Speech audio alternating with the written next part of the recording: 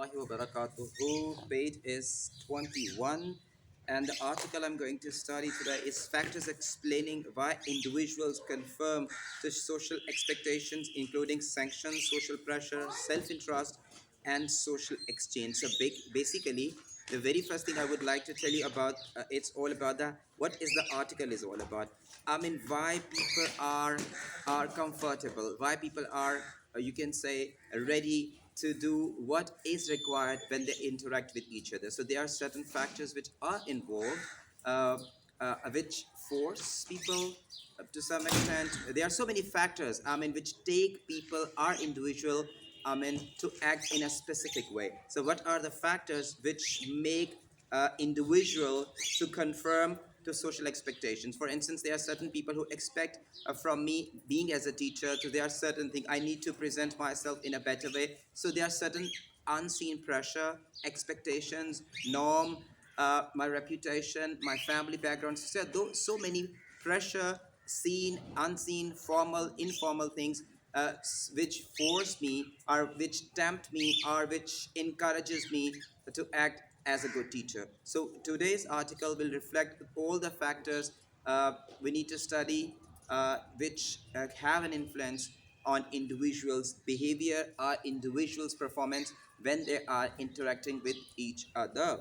Most of the time, most people conform to social expectation. Social life would not be possible if they didn't.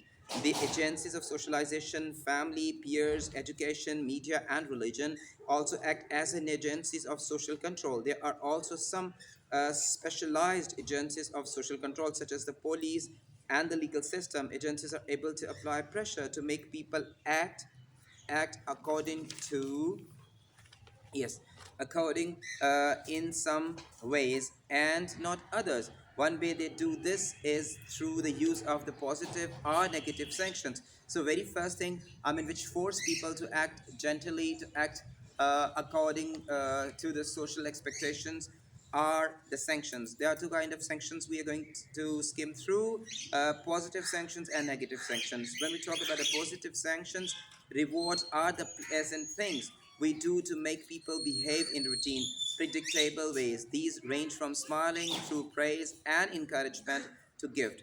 Negative sanctions, punishment, or the reverse, they include not talking to people if they annoy us.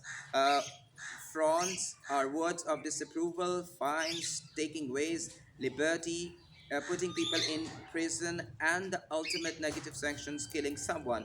So basically, there are two kind of sanctions, and why sanctions is important? Sanctions are important because it's sanctions which make people to work in a specific order, and it's the sanctions which force people to act in a specific situation. Because unless until we don't have sanctions, people won't act according to the social expectations. So positive sanctions, I mean, has a variety of range. For instance, I mean, if your child do something, I mean, which to your point of view is good or appropriate, you simply smile, give a smile to your kid. It means, I mean, you like it. It's even possible, I mean, you simply encouraged by giving a candy or a toffee or a gift or something like that.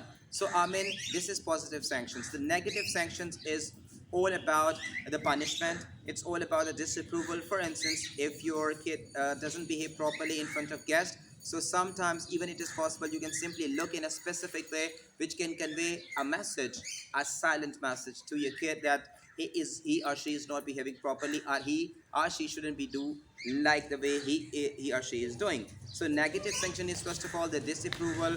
It's something, I mean, giving signs or symbols. Then punishment, physical punishment. Then, I mean, you can simply restrict your kid to do certain things, certain activities. And the very extreme level thing is you can even kill someone, I mean, if you simply think the person is not behaving up to the mark.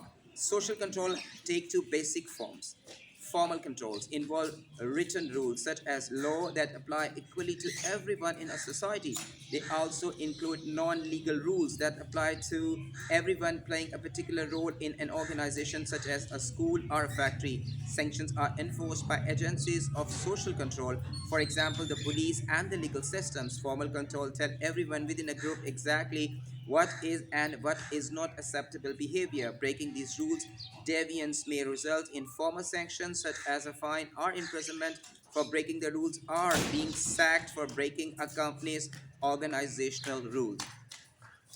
Secondly, it's informal control, reward or punishment, acceptable, unacceptable behavior in everyday settings such as the family. These controls do not normally involve written rules and procedures. Rather, they operate through informal enforcement mechanisms that might include ridicule, sarcasm, disapproving looks, or personal avoidance. Such controls mainly apply to the regulation of the primary relationship and the groups. However, there are exceptions because primary relationship can occur within secondary group.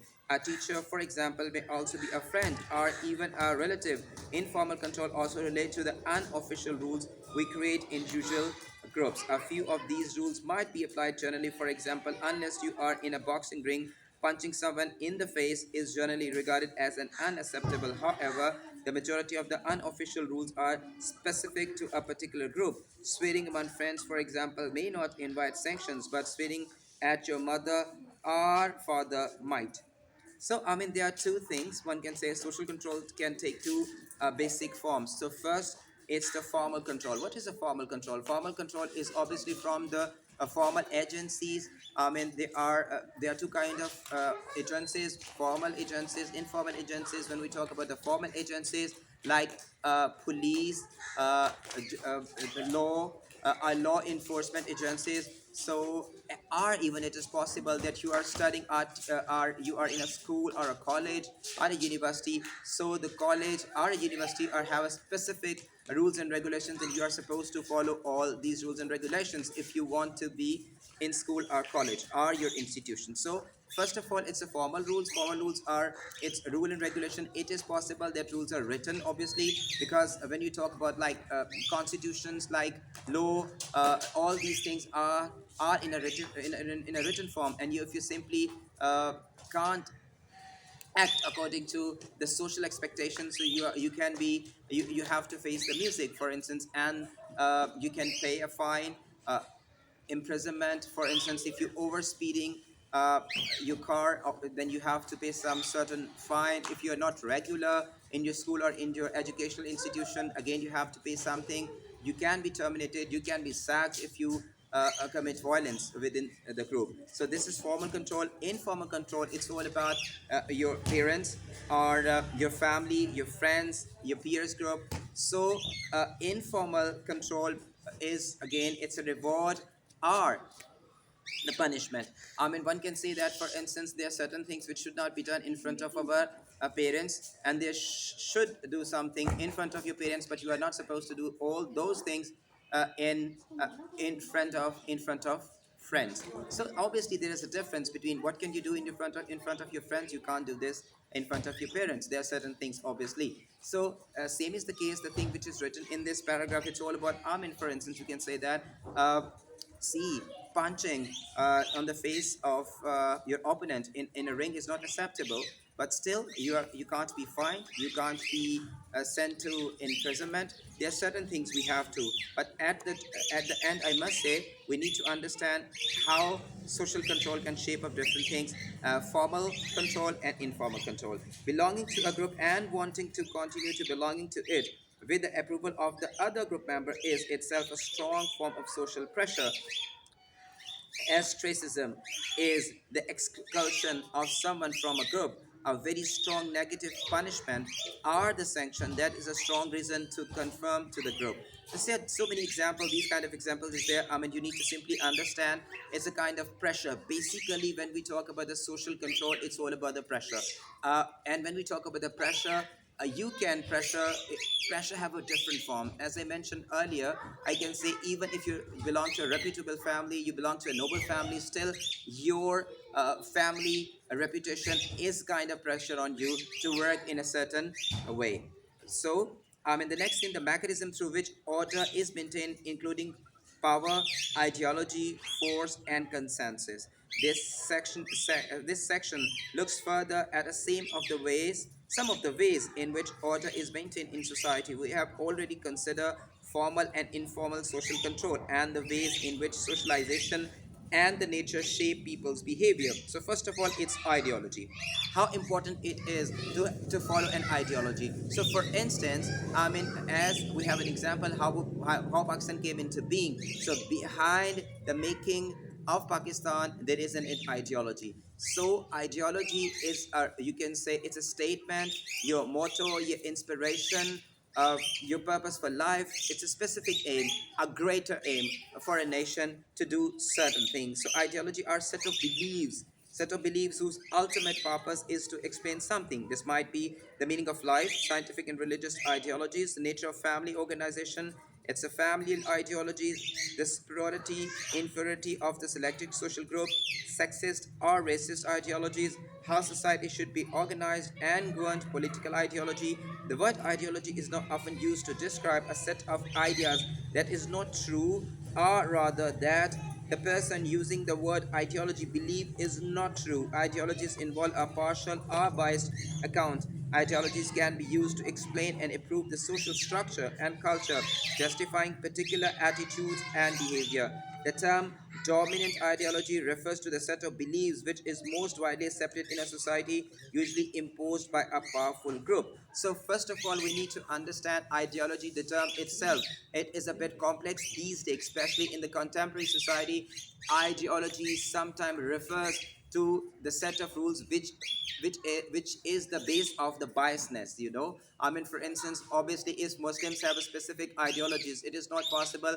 I mean, those beliefs can be acceptable for Hindus or the other people of other religion. So an ideology is a multi-dimensional terminology. It could turn into be a political ideology. It's scientific or religious of ideology. So this the thing is we need to understand what we need to understand.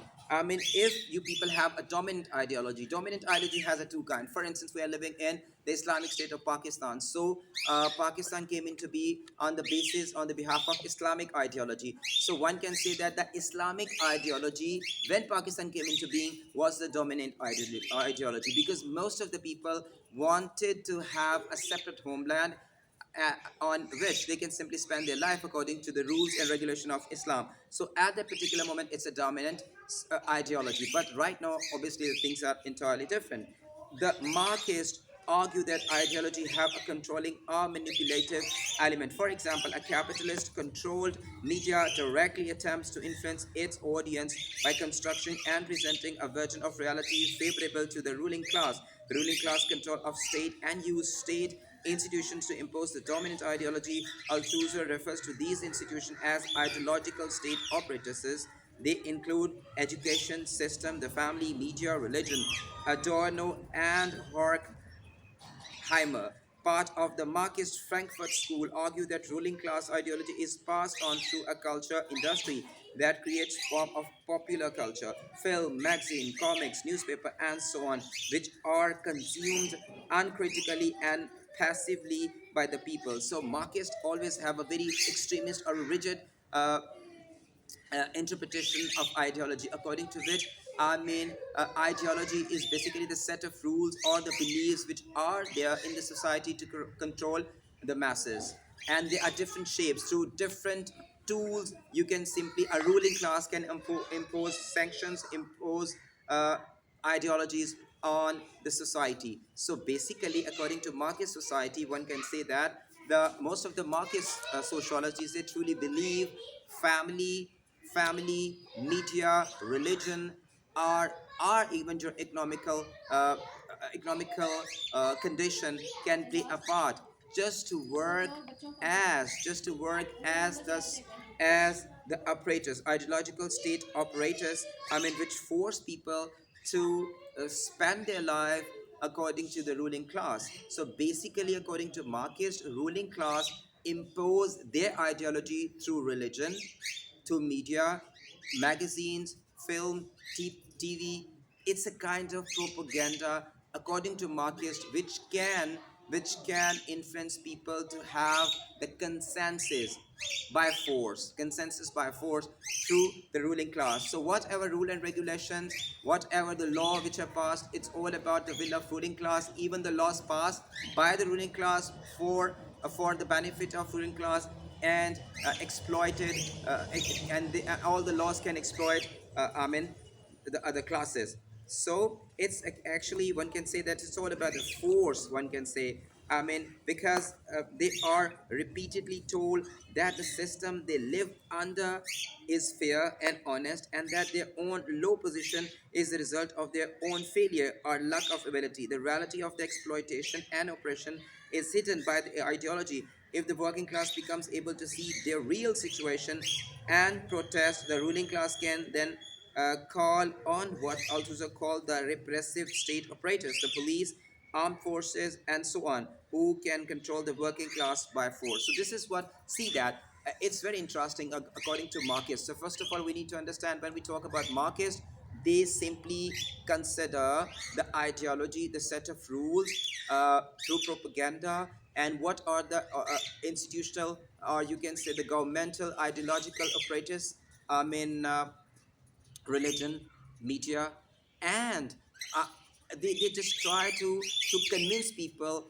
They need to be like that. They never encourage a lower class or even the middle class just to touch the level of upper class. So if people try to protest, the people try to go against the will of the rich class or the upper class, so they use the repressive tools, repressive operators by the state, which are called, like you can say, police, uh, army, or other pressure groups. So whatever it is happening, according to Marxist, is force actually, which simply restrict the other classes to be on the same level. Ideologies are important in the social construction of reality because they play an overall construction role in any society. They represent complete system of belief, enabling events to be located within wider context and related to similar events.